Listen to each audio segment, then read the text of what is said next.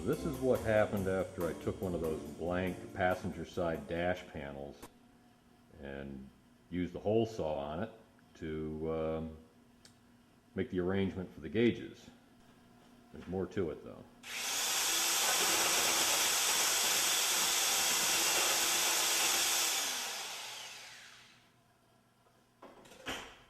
I took some 22 gauge sheet metal and made a kind of a backing plate for the gauges, because the aluminum piece here, this thing isn't all that thick, and there's not a lot of, there's not much rigidity going on there, so I figured I needed something else to support the gauges.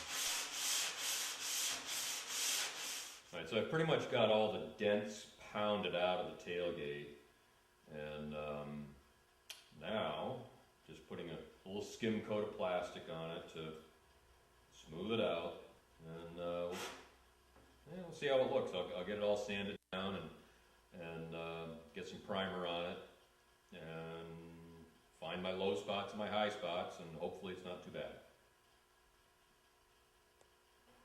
So like I was describing before, where I made these cross members, and they're going to bolt from underneath the frame flange here.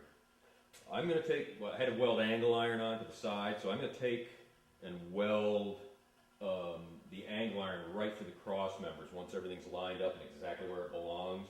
So this bed will basically become a one-piece bed.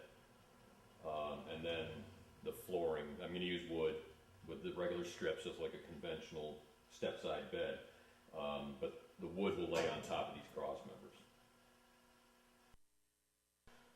So these are the angle irons that I welded on to raise the floor of the bed. So basically the bed would sit lower in relationship to the cab.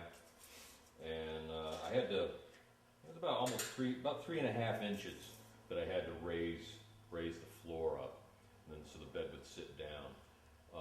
And again, that's because the frame on the 97 Dakota kicks up in the back, so I didn't have much choice but to make an adjustment.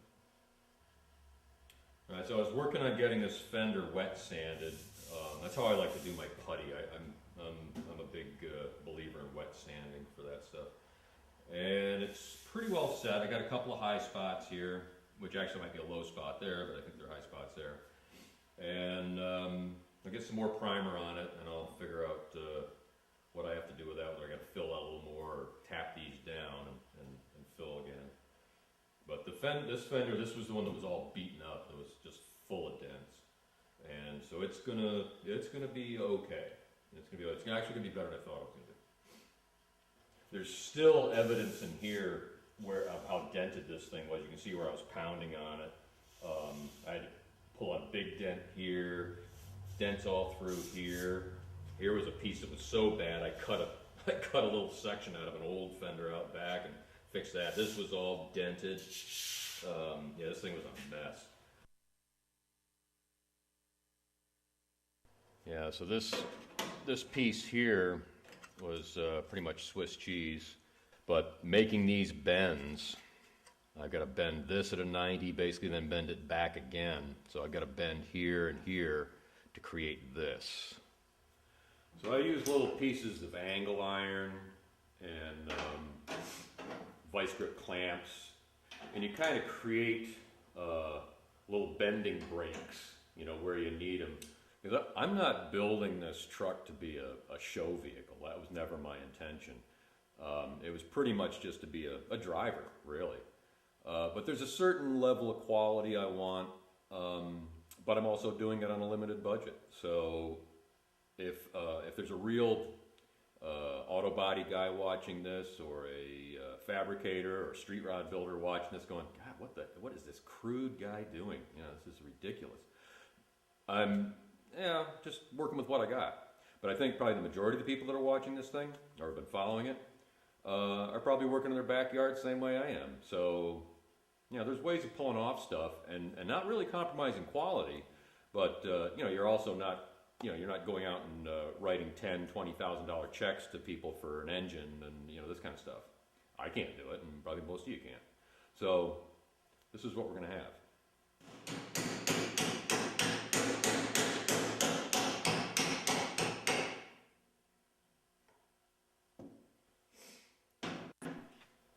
now I'm going to replace this little corner piece here, because this was rusted pretty bad.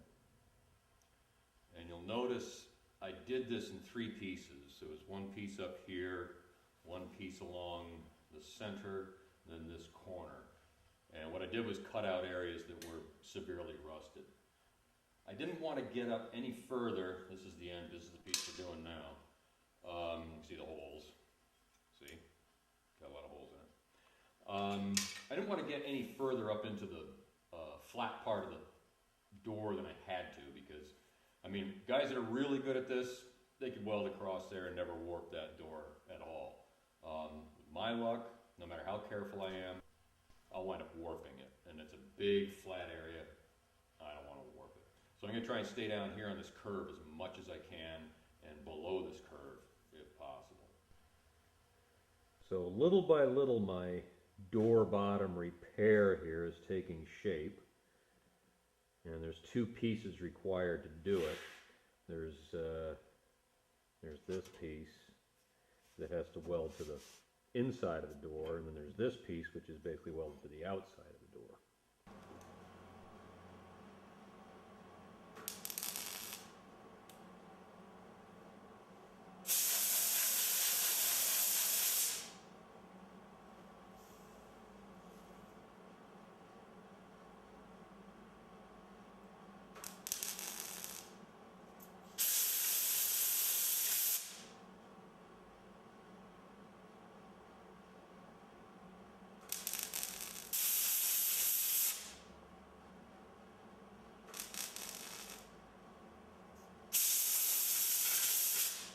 So here's just a quick preview of the steering column I'm using. It is a Dakota steering column. It's a tilt column.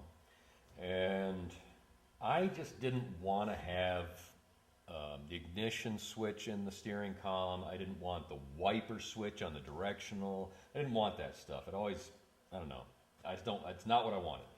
So I just hacked away all of the things I didn't want on the steering column. So the ignition switch is gone, directional, everything's gone, and I'll rig up a new directional signal. But so now I've got to make a surround for the column, and it's a tilt column, so that this piece and this piece have to move independently. And this is a piece of 5-inch exhaust pipe that would basically go up to the turbocharger on a big block Cummins or Caterpillar engine, and it's going to work perfectly. And I'll drill a hole on the other side for my directional signal and for the stalk for the adjustment on the tilt column.